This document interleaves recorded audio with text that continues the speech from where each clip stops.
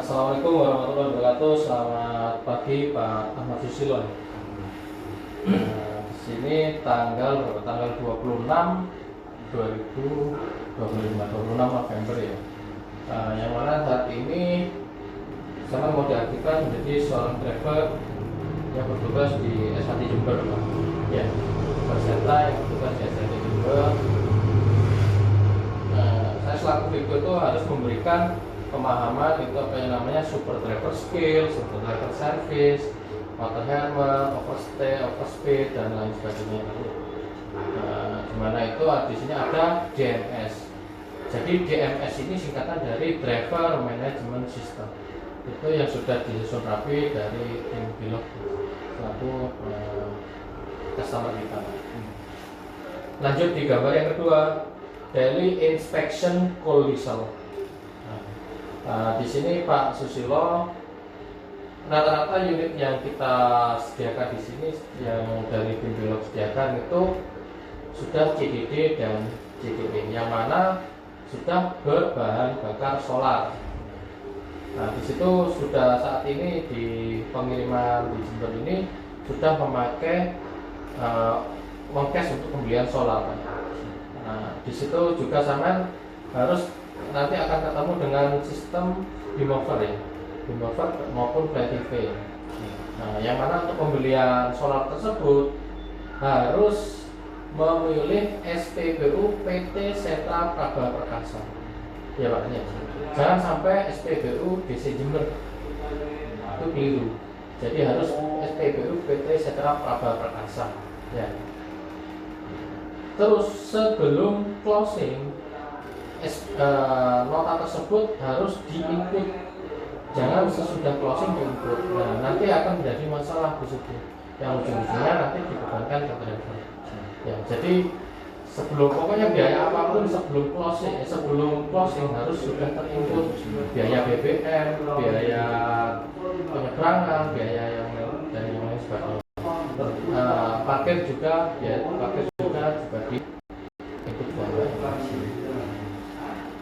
lanjut di gambar yang ketiga, metode pengecekan kendaraan balok. Jadi dengan apa itu metode pengecekan kendaraan balok? Bodi dan ban untuk B-nya ya. Jadi setiap hari kerusakan bodi, tekanan ban, kondisi ban dan kondisi wiper dan kaca itu dicek setiap hari banyak. Terus yang periksa secara teliti kondisi ban. Minimum untuk pengajuan ketebalan ban ini di sistem PTV. Dan untuk bulanan pastikan kondisi atau karet kiper. Kalau misal karet kipernya butuh pergantian itu diajukan di sistem PTV. Untuk huruf A, air, periksa air radiator, periksa air wiper dan periksa kebocoran sambungan-sambungan. Untuk harian periksa air radiator. Kalau memang di waktu mau melakukan pembukaan kabin, pastikan tidak ada telur yang ada di sebelah kabinnya. Itu terus dibuka dan ditutup yang rapat. Biasanya rekan-rekan driver itu kehilangan tutup karena tutupnya itu tidak rapat. Jadi periksa air radiator. Untuk huruf L, ini listrik ya. Periksa lampu-lampu, periksa air sambungan api, atau periksa untuk pemeriksaan lampu-lampu itu dicek sebelum berangkat. Apakah nyala sempurna terutama untuk lampu lighting. Fungsi itu melakukan manuver. Ketika mengetahui lampu tersebut itu putus, tulis KM awal yang ada di odometer dan plat nomornya. Itu langsung minta ke dispatcher. Pak, ini kita lampu depan atau lampu belakang, kolom lighting dengan membuat catatan tersebut. Terus periksa sambungan aki. Saat ini sudah ditekankan untuk overstay di on, jangan sampai terjadi, tapi overspeed juga ya. Sambungan aki tersebut itu sepan apa tidak? Kalau tidak sepan, kita melakukan pembukaan mobil itu terjadi ngefoam Pak ya. Oke, terjadi ngefoam yang akibatnya leleh di timah kaki Pak ya. Itu kalau misal mengetahui hal tersebut, misal akinya itu putus, sama ajukan di sistem blade ya Pak. Untuk air aki misal kurang, itu segera ajukan juga di sistem blade. Untuk huruf O, oli, periksa tetesan atau kebocoran yang di bawah kendaraan. Itu untuk harian. Sebelum berangkat pastikan tidak ada rem besar. Dan untuk level oli mesin itu untuk mingguan. Untuk penambahan itu di angka 5.000 km penambahan oli, ya Pak ya. Dan untuk pergantian oli di angka 10.000 km. Nah, itu koordinasikan dengan tim bengkel. Karena tim bengkel itu adanya setelah isya. Karena mobil kita standby sudah ada di habis maghrib. Iya, terus untuk kelengkapan dan kertas ini dimulai dari waktu mau berangkat kerja, mulai dari SIM dan STNK, SIM dan KTP. Pastikan SIM tetap aktif dan serta handphone jangan sampai ketinggalan. Sesudah sampai di sini, di situ ada serseran tentang toko yang mau dibawa. Untuk toko yang di blok warna biru itu ada materai manual ya Pak yang ada di sini. Pastikan tanya kalau misal toko BWIC ya di warna biru kalau misal tidak ada, pastikan tanyakan Pak ini materinya ada atau enggak? Oh enggak ada, seperti itu.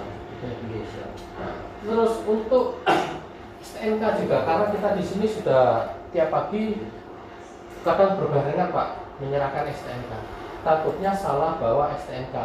Pastikan membaca ya, biasakan membaca. Oh ini benar STNK mobil yang akan saya bawa. Pak, dan untuk STNK jangan sampai kehilangan Pak. Kalau sudah kehilangan itu 3 juta kita menggunakan STNK. Nah, terus untuk segitiga nama dan kelengkapan tersebut, huruf toko ya yang ada di dashboard itu misal toko A, B, C, D di gembok ya harus toko A, B, C, D. Dan ketika huruf ada kekeliruan saat pengembokan berarti langsung konfirmasi sebelum berangkat. Kalau konfirmasinya sudah ada di toko, itu akan disalahkan ke driver, berarti tidak melakukan pengecekan kendaraan. Terus untuk kendaraan Pak ya, kalau kendaraan kita sudah tua di sini, di situ saya harapkan pastikan kuncinya itu yang belakang tertutup rapi Pak. Kalau butuh tambang, pastikan selalu diikat Pak. Takutnya kita kena gonjangan, meskipun tergembok terbuka sendiri Pak. Ya, itu nanti efeknya menjadi ke driver gitu ya. Terus ban serep juga pastikan ada Pak sebelum berangkat. Karena takutnya waktu mau berangkat tautannya sudah tidak ada, tautannya pas waktu sudah ada di sini. Nanti di gambar yang keempat, defensive driving. Di sini ada tulisan saya peduli keselamatan. Ini pedomannya Pak Susilo ya, karena ada keluarga dari defensive driving tersebut itu mempunyai arti perilaku pengemudi yang menerapkan metode safety driving sehingga mampu mengidentifikasi bahaya dengan mengambil resiko yang paling rendah. Apa itu tujuannya? Tidak menjadi penyebab kecelakaan. Yang kedua, tidak menjadi pemicu kecelakaan. Dan yang ketiga, tidak terlibat dalam kecelakaan. Jadi yang dimaksud metode safety itu apa Pak Susilo? Contohnya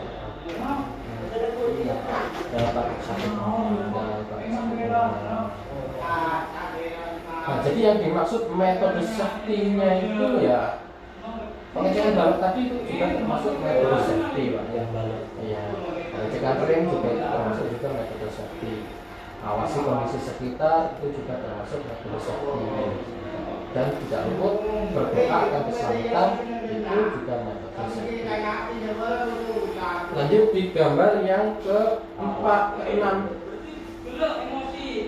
Contoh potensi kecelakaan, ada tanjakan maupun turunan. Metode safety-nya itu apa Pak? Pengecekan rem sebelum berangkat.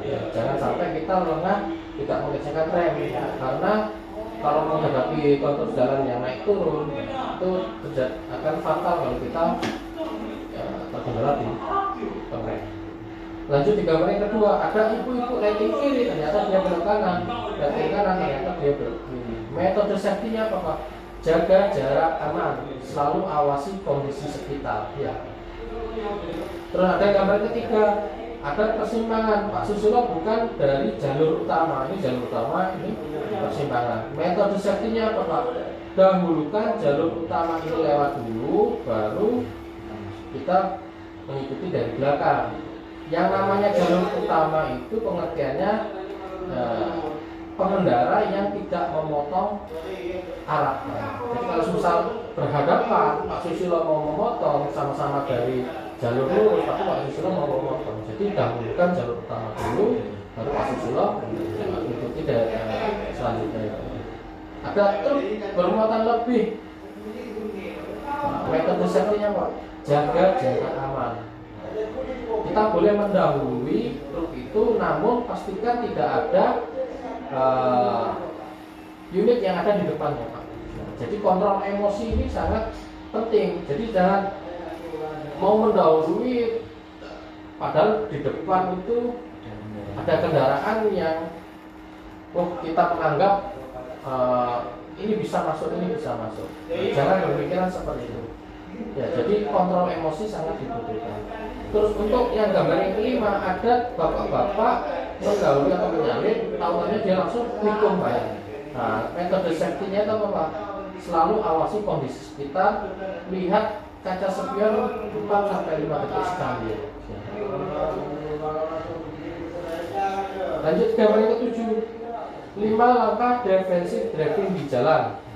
Pahami dinamika kendaraan, jaga jarak aman atau zona mengemudi, selalu awasi kondisi sekitar, waspadai blind spot, hindari distraksi, dan pahami marka. Ini akan saya selalu ingatkan Pak ke grup ya, ke grup info pusat ya. Itu akan selalu saya ingatkan karena apa Pak?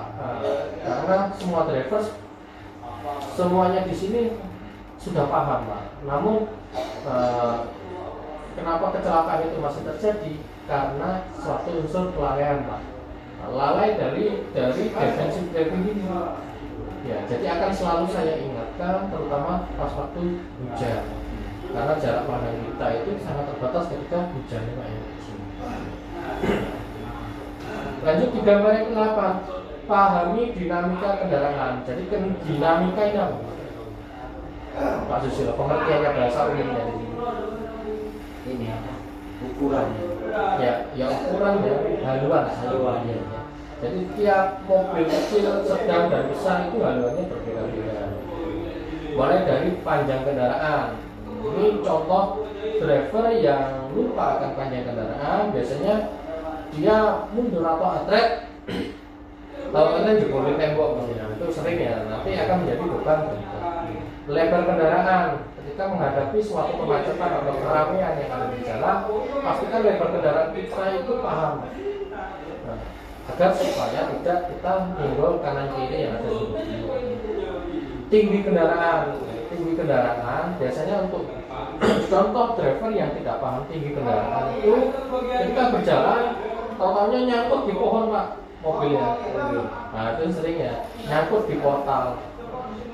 Itu menjadi efek biayanya tuh bebankan ke driver Pak, karena kita tidak paham tinggi kendaraan, ground clearance kendaraan, dan bobot max muatan kendaraan. Sebelum berangkat itu pastikan bobotnya kita ketahui agar kita bisa melakukan manuver sesuai dengan kebutuhan. Ya. Nah sebelum itu ya pengecekan dari bobot, terus kondisi unit, dari pernya ini patah apa tidak. Ya, jadi bukan kita bisa berkendara tapi tidak bisa melakukan pengecekan. Aerodinamis, fungsi KNL instrumen kendaraan, jaga jarak, adopsi wheelbase dan jarak sumbernya itu harus pahami. Lanjut di gambar yang ke-9, jaga jarak aman atau zona mengemudi dalam istilah MAR. Untuk keputusan untuk 30 sampai 120 detik itu untuk zona melihat, 12 sampai 15 detik untuk analisa, dan 4 sampai 6 detik untuk zona reaksi. Jadi metode 4 detik, 1001, 1022, 1003 dan 1004. Jadi ini ada di depan, Pak Susilo gini. Pastikan kayak misal tiang listrik ya Pak. Satu pengeremannya 1, 2, 3, 4, 5 baru kita mentok ke unitnya ke depan. Itu berarti kita masih dalam zona aman. Jadi kalau cuma 1, 2, 3, 4, nah itu kurang amannya Pak ya. Jadi ketika malam ataupun ketika hujan itu ditambahkan 1 detik atau 2 detik. Nah yang terpenting ya, dalam istilah umumnya yang ada di lokal ini jangan kiting-kitingan Pak, ular ya, jangan kiting-kitingan ya. Itu biasanya dilakukan oleh driver-driver yang sembrono Pak. Kenapa saya bilang sembrono? Karena apa Pak? Itu nanti kalau kita tidak apes Pak, jangan nunggu apes ya. Jadi pastikan untuk melakukan jaga jarak aman yang sudah ditentukan Pak. Terima kasih.